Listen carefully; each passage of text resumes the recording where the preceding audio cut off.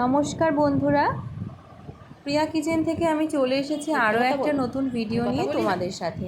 তো বন্ধুরা, আজকে আমি তোমাদের সঙ্গে যে রেসিপিটা শেয়ার করব সেটা হচ্ছে কাঁচা কলা দিয়ে ইলিশ মাছের ঝোল। তো বন্ধুরা, সবাই তো সর্ষে বাটা ইলিশ বা বেগুন ইলিশ খেতে অনেকে হয়তো পছন্দ করবে না। তো যারা একটু হালকা পাতলা খেতে পছন্দ করে, তো তাদের জন্য কিন্তু এই কাঁচা কলা দিয়ে ইলিশ মাছের রেসিপিটা খুবই ভালো। তো বন্ধুরা, তার জন্য কিন্তু আমি প্রথমে ইলিশ মাছটাকে নুন হলুদ মাখিয়ে ভেজে নেব। খুবই হালকা করে ভাজবো, বেশি কড়া করে ভাজবো না বন্ধুরা। আর এখানে একটা ছোট সাইজের ইলিশ মাছ নেওয়া হয়েছিল বন্ধুরা। তো চলো সেই মাছটি দিয়ে আজকে কাঁচা কলা দিয়ে তোমাদের সাথে রেসিপিটা আমি শেয়ার করে দেখাবো। তো বন্ধুরা, দেখতেই পাচ্ছ আমার কিন্তু মাছটাকে ভাজা হয়ে গেছে। তো এবার আমি মাছটাকে তুলে নেব।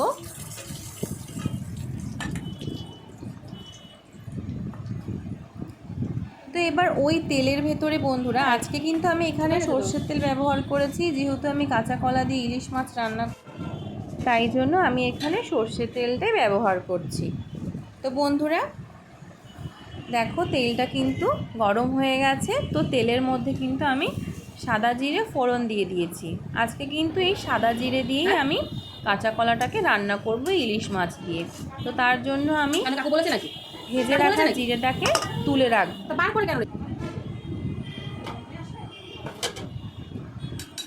সেটা আলাদা ব্যাপার। তো বন্ধুরা, এবার ওই তেলের ভেতরেই কিন্তু আমি কাঁচা লঙ্কাটা দিয়ে দেব। কাঁচা লঙ্কা তেলের ভেতর দিলে কিন্তু বন্ধুরা একটা ভালো ফ্লেভার আসে। তো এবার দেখো বন্ধুরা, আমি কিন্তু এখানে কাঁচা কলাটাকে কেটে হলুদ জলে ভিজিয়ে রেখেছিলাম। আমি কিন্তু নুন হলুদ দিইনি, শুধু হলুদ জলে ভিজিয়ে রেখেছিলাম যাতে এর কষগুলো সব বার হয়ে যায়।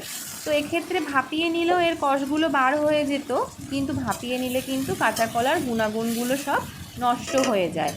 তো সেক্ষেত্রে আমি এর কষটা কাটিয়ে নেওয়ার জন্য এটাকে একটু হলুদ জলে ভিজিয়ে রেখেছিলাম 15-20 মিনিট মতো। তো বন্ধুরা, দেখতেই পাচ্ছ আমি কিন্তু তেলের ভেতরে এবার কাঁচা কলাগুলোকে দিয়ে দিয়েছি, আর নুন হলুদ দিয়ে এগুলোকে একটু ভাজা ভাজা করে নেব। তো খুব বেশি ভাজার দরকার নেই বন্ধুরা, 1-2 মিনিট ভেজে নিলেই হবে।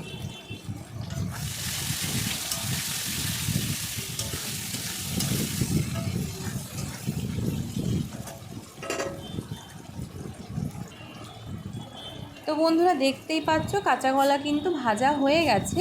এবার আমি এর মধ্যে গরম জল দিয়ে দেব।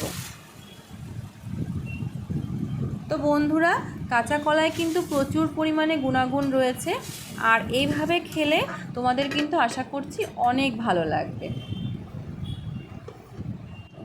তো বন্ধুরা, এবার ঢাকনা দিয়ে এটিকে ঢেকে রাখবো। তো বন্ধুরা, যেহেতু আমি এখানে গরম জল ব্যবহার করেছি, সেক্ষেত্রে কিন্তু ঝোলটা ফুটে উঠতে বেশি সময় লাগবে না। তো এবার ঝোলটা দেখতেই পাচ্ছ ফুটে উঠেছে। এবার কিন্তু আমি এর মধ্যে ভেজে রাখা মাছগুলোকে দিয়ে দেব। তো ভেজে রাখা মাছগুলোকে দেওয়ার পরে আমি আরও 5 মিনিটের জন্য এটিকে ঢাকা দিয়ে রেখে দেব। তো দেখতেই পাচ্ছ বন্ধুরা, 5 মিনিট পর আমি আবার ঢাকনাটা সরিয়ে একটু দেখে নিচ্ছি সব কিছু ঠিক আছে কি না।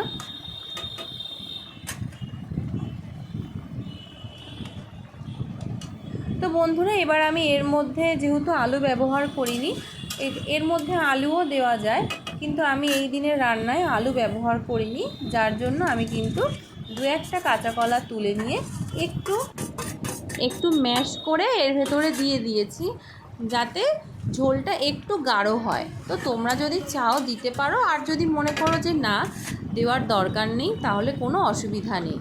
তো এইভাবে দিলে কিন্তু খেতেও ভালো লাগে। তো বন্ধুরা, যে ভেজে রাখা জিরেটাকে আমি তুলে রেখেছিলাম, সেটিকে কিন্তু এবার আমি এর মধ্যে শিলে বেটে দিয়ে দিয়েছি। তো বন্ধুরা দেখো, আর কিন্তু সময় বেশি লাগবে না, আমার রান্নাটা কিন্তু একদমই রেডি। তো বন্ধুরা, আজকের এই সিম্পল রেসিপিটা তোমাদের সবার কেমন লাগলো আশা করি সেটা আমাকে অবশ্যই জানাবে। আর নতুন নতুন রেসিপিটা পেতে ইউটিউব থেকে যারা আমার ভিডিওটা দেখছো তারা অবশ্যই আমার চ্যানেলটিকে সাবস্ক্রাইব করবে। যারা ফেসবুক পেজ থেকে দেখছো তারা অবশ্যই আমার চ্যানেলটিকে লাইক করে ফলো করে দেবেন। তো বন্ধুরা, আজকের এই সাধারণ রেসিপিটা তৈরি করে খেলে আশা করি তোমাদের সবার খুব খুব খুব ভালো লাগবে। তো এভাবে কিন্তু একদিন বন্ধুরা তোমরা বানিয়ে খেয়ে দেখো, তোমাদের খুব পছন্দ হবে রেসিপিটা। তো আজকে আর বেশি কিছু বলবো না, তো আজকের মতন টাটা।